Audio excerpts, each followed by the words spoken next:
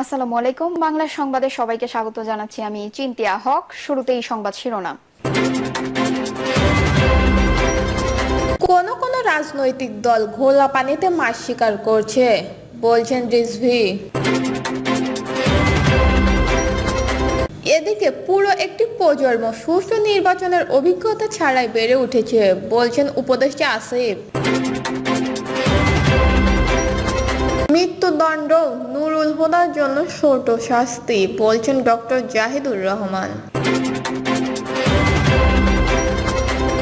এবং সর্বশেষ জানাবো, শনিবার থেকে কাস্টম ভ্যাট কর দপ্তরে কমপ্লিট শাটডাউন ঘোষণা। শুনছিলেন সংবাদ শিরোনাম, এবারে বিস্তারিত। কোন কোন রাজনৈতিক দল ঘোলা পানিতে মাছ শিকার করছে, বলছেন রিজভী। বিএনপির সিনিয়র যুগ্ম মহাসচিব অ্যাডভোকেট রুহুল কবির রিজভী বলেছেন, গতকাল সাবেক প্রধান নির্বাচন কমিশনার কে এম নুরুল হুদার সাথে যে আচরণ হয়েছে নিঃসন্দেহে এটা দুঃখজনক। এই ঘটনার সাথে যারা জড়িত তাদের দৃষ্টান্তমূলক শাস্তি হওয়া দরকার। তিনি বলেন, জাতীয়তাবাদী দলের পক্ষ থেকে আমি স্পষ্টভাবে বলতে চাই, যারা অপরাধী তাদের আইন অনুযায়ী বিচার করতে হবে। আইনের বাহিরে তাদের সাথে কেউ অসৎ আচরণ করবে, এটাকে বাংলাদেশের জাতীয়বাদী দল হিসেবে বিএনপি বিশ্বাসী নয়। রিজভী বলেন, আদালত প্রাঙ্গণে সর্বোচ্চ নিরাপত্তা দেওয়ার দায়িত্ব হচ্ছে সরকারের আইন শৃঙ্খলা বাহিনীর। আদালত প্রাঙ্গণে আইন শৃঙ্খলা বাহিনী সহ বিভিন্ন গোয়েন্দা সংস্থা থাকে। এইরকম একটি স্পর্শকাতর জায়গায় যেখানে প্রতিটি মানুষের ন্যায় বিচার প্রতিষ্ঠিত হবে, সেখানে বেআইনি কাজ করবে, এটা তো হতে পারে না।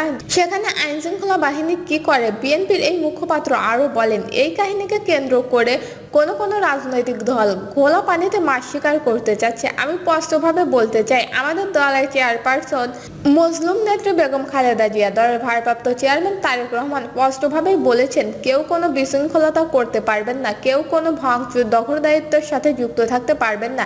5 আগস্টের সময় আমরা যারা জেলে ছিলাম, জেল থেকে দলের নেতাকর্মীদের দিক নির্দেশনা দেওয়া হয়েছে যাতে এই ধরনের কাজ কেউ করতে না পারে। তারপরেও দলের কোনো নেতা কর্মীর বিরুদ্ধে যদি কোনো সুস্পষ্ট অভিযোগ এবং প্রমাণ মেলে, তাহলে দল থেকে তাকে শাস্তি দেওয়া হবে। কাউকে বহিষ্কার করা হয়েছে, শোকজ করা হয়েছে, কাউকে তিরস্কার করা হয়েছে, সতর্ক করা হয়েছে। এই ধরনের ঘটনা এরই মধ্যে 4 থেকে 5 হাজার হবে।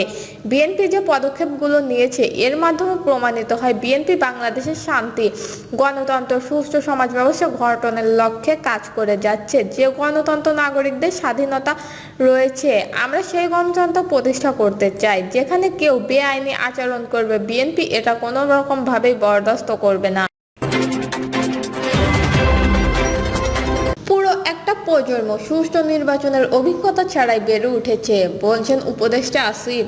বিগত স্বৈরাচারী সরকারের সময় দেশের মানুষ অধিকার হারিয়ে ফেলেছিল বলে মন্তব্য করেছে যুব ও ক্রীড়া মন্ত্রণালয়ের উপদেষ্টা আসিফ মাহমুদ সজীব ভুঁইয়া বলেন, মানুষকে নির্বিচারে গ্রেপ্তার ও বিচার বহির্ভূত হত্যায় মেতে উঠেছিলেন। 16 বছরের শাসন আমলে তারা ন্যূনতম গণতন্ত্রের ধার ধারেনি। কোনো প্রকার বিশ্বাসযোগ্য নির্বাচন ছাড়া তারা ক্ষমতায় ছিলেন। পুরো একটা প্রজন্ম কোনো প্রকার সুষ্ঠু নির্বাচনের অভিজ্ঞতা ছেড়ে বাইরে উঠেছে। তিনি বলেন, মত প্রকাশের স্বাধীনতা ও ন্যায় বিচারের জন্য জুলাই গণঅভ্যুত্থান দেশের তরুণরা জীবন উৎসর্গ করেছিল। বিগত 16 বছরের স্বৈরশাসন দেশের গণতন্ত্রকে ধ্বংস করেছে, বাক স্বাধীনতার বিলোপ ও মানুষের সব অধিকার ছিনিয়ে নিয়েছে। তারা দেশের অর্থ বিদেশে পাচার করার মতো গুরুতর সব ধরনের অপরাধের সঙ্গে জড়িত ছিল। তিনি বলেন, স্বৈরাচার দেশের তরুণদের মত প্রকাশের স্বাধীনতা সহ সব ধরনের অধিকার কেড়ে নিয়েছে, কিন্তু জুলাই গণঅভ্যুত্থানের মাধ্যমে তরুণেরা স্বৈরাচার কাঠামো ভেঙে নতুন যুগের সূচনা করেছেন। তরুণদের সাহস ও ত্যাগের মাধ্যমে এই নতুন দেশ গড়ে ওঠার স্বপ্ন দেখা সম্ভব হয়েছে। অন্তর্বর্তী সরকার গৃহীত সংস্কার উদ্যোগ বাস্তবায়িত হলে বাংলাদেশে আর কখনো গণতন্ত্র নিয়ে আপোষ করতে হবে না বলেও মন্তব্য করেন আসিফ মাহমুদ। তিনি বলেন, অন্তর্বর্তী সরকার ভেঙে পড়া এই রাষ্ট্র পুনর্গঠনের কাজ করছে। সরকার গঠিত বিভিন্ন সংস্কার কমিশন একগুচ্ছ প্রস্তাব উপস্থাপিত করেছে। কমিশনগুলো দেশের সব স্তরের অংশীজনের মতামতের ভিত্তিতে সরকারের কাছে প্রতিবেদন দিয়েছে। সংস্কারের আকাঙ্ক্ষা নিয়ে সরকার 121টি প্রস্তাবকে চিহ্নিত করেছে, যেগুলো দ্রুত সময়ের মধ্যে বাস্তবায়ন হবে। জুলাই সনদ জনগণের আকাঙ্ক্ষার প্রতিফলন থাকবে বলে আশা প্রকাশ করে আসিফ মাহমুদ। তিনি বলেন, জুলাই সনদের মাধ্যমে দেশের সুষ্ঠু গণতন্ত্র সমৃদ্ধশীল ভবিষ্যৎ লক্ষ্য সম্ভব হবে। গণঅভ্যুত্থান তরুণদের দেখা স্বপ্ন এই সনদের মাধ্যমে বাস্তবায়িত হবে। অন্তর্বর্তী সরকার দেশের সব অংশীদার ও তরুণদের সঙ্গে নিয়ে কার্যক্রম পরিচালনা করছে বলে উল্লেখ করেন আসিফ মাহমুদ। তিনি বলেন, তারা গণতন্ত্র পুনরুদ্ধারের পাশাপাশি সমৃদ্ধশালী এবং শান্তিপূর্ণ বাংলাদেশ প্রতিষ্ঠা করতে প্রতিশ্রুতিবদ্ধ। মৃত্যুদণ্ড নুরুল হুদার জন্য ছোট শাস্তি, বলছেন ডক্টর জাহিদুর রহমান। সাবেক প্রধান নির্বাচন কমিশনার AKM নুরুল হুদার গ্রেপ্তার প্রসঙ্গে রাজনৈতিক বিশ্লেষক ডক্টর জাহিদুর রহমান এক বেসরকারি টেলিভিশনের টক শোতে বলেছেন, মৃত্যুদণ্ড যদি কোনো শাস্তি হয়, জনাব নুরুল হুদার জন্য মৃত্যুদণ্ড ছোট শাস্তি। আই রিপিট, মৃত্যুদণ্ড তার জন্য যথেষ্ট শাস্তি বলে আমি মনে করি না। এই রাজনৈতিক বিশ্লেষক আরও বলেন, ওনাকে আগে গ্রেপ্তার করা উচিত ছিল। তিনজন সিইসি যারা এই নির্বাচনগুলো করেছেন, বিশেষ করে 2018 সালে ভয়ঙ্কর নির্বাচন হয়েছে, ডাকাতি হয়েছে, রাতের ভোট হয়েছে, সেই মানুষদের বিচারের আয়ত্তে আসা খুবই জরুরি ছিল। আমি যখন নির্বাচন ব্যবস্থা সংস্কার কমিশনের কাজ করেছি, তখন একটা প্রস্তাবনা দিয়েছিলাম, সেটা ফাইনালি হয়তো আসেনি, কিন্তু 2018 সালের নির্বাচন নিয়ে একটা কমিশন হওয়া দরকার। ডক্টর জাহিদুর রহমান আরও বলেন, একটা দেশ কিভাবে ধ্বংস করা যায় তথাকথিত নির্বাচনের মাধ্যমে, তা আজকে বিস্তারিত আলোচনা করব না, কিন্তু একটা জিনিসের প্রতি আমরা দৃষ্টি আকর্ষণ হয়েছে, সেটাকে গুরুত্ব দিতে চাই। আগে বলতে রাখছি, আমি মৃত্যুদণ্ডেও যদি কোনো শাস্তি হয়, জনাব নুরুল হুদার জন্য মৃত্যুদণ্ড অতি অল্প পরিমাণের শাস্তি। আই রিপিট, মৃত্যুদণ্ড তার জন্য যথেষ্ট শাস্তি বলে আমি মনে করি না।